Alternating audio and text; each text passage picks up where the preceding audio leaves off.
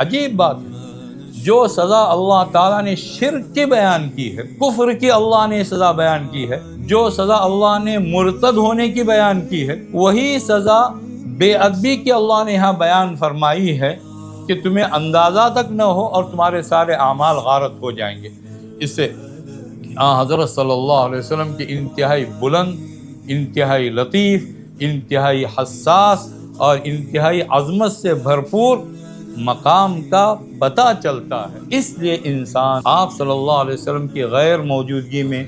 آپ صلی اللہ علیہ وسلم کی تعلیمات، آپ کی ہدایات، آپ کی سنتیں، آپ کی مبارک احادیث،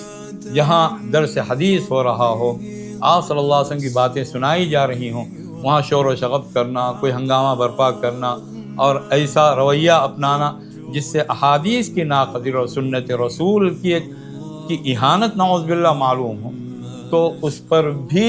اسی طرح کی وعید ہے کہ اس کے اعمال بھی ہو سکتا ہے کہ غارت ہو جائیں اور اسے کانوں کان خبر نہ ہو۔